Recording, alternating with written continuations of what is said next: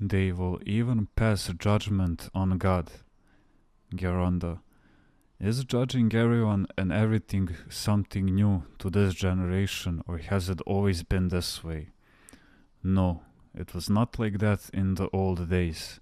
This is the spirit of our times. Nowadays, they judge not only laymen, politicians, and church leaders, they also judge the saints. They have even come to the point of judging God. God, they say, did not act right in that case. He should have acted this way instead. Can you believe it? So I object, but my son, how can you tell God what to do? Why can't I? He replies. This is what I think. They don't realize the degree of their impudence. This secular spirit has destroyed so many good things. Evil begins this way and slowly turns into blasphemy. They pass a judgment on God and don't mind in the least that their thoughts may be blasphemous. There are some who, having a high opinion of themselves and perhaps little logic, look at others and say, that fellow is pint-sized, that fellow limps, one is like this, the other is like that. They have no consideration for anyone. Someone once came to my Calevi and referring to an incident said, God should not have done it this way. I asked him, can you keep a pebble suspended in mid-air? Those stars you see up there are not sparkling beads. They are huge masses in space that move with a dizzying speed and yet do not collide. He insisted, however, but in my opinion, God should not have arranged in that way. Can you believe the man? Is it up to us to judge God? Human logic is everywhere present, and trust in God has disappeared.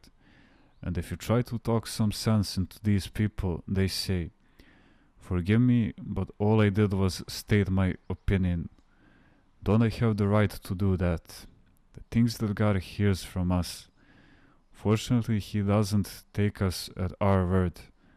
In the Old Testament, God told the Israelites, utterly destroy all Canaanites from this land. For God to have said this, He must have been aware of something. But the Israelites thought, that's not very humane. We should let them live. We should not annihilate them. Soon, however, they lured into immorality and idolatry and started sacrificing their sons and daughters to idols, as we read in the psalm. God knows what He is doing. Still, there are insolent individuals who ask, why did God create hell? Once we start criticizing God, we are no longer in a spiritual state. We no longer have the grace of God to deepen our understanding about the reasons for which God acts. The question why is a judgment. It is pride, egoism. Geronda. This is a question that we once got from a group of young people. Why was it necessary for Christ to be crucified? Couldn't God have saved the world in another way? Here we see that even though He saved the world in this way, people are still not moved. In what other way, then, could He have saved it? And there are those who say, nothing happened to God, it was a son who was sacrificed. As I see it, a father would sacrifice his own life rather than see his child sacrificed. It is more painful for a father to face his child's death than to face his own. What can you say to them if they don't understand what love is? Another man asked me, Adam had 2 sons, Abel and Cain. How did Cain's wife get there? But if one should read a little further in the Old Testament, he'll read that after Seth, Adam had sons and daughters. Cain had left his home and wandered in the mountains after his brother's murder, and did not know that the wife he took was actually his sister.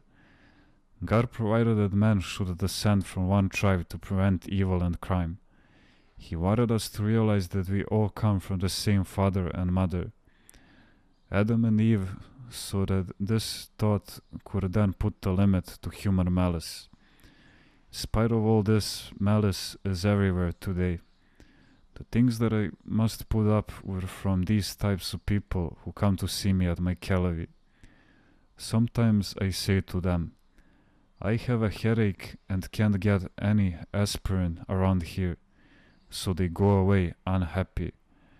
They don't understand why I tell them that I have a headache, and so they complain.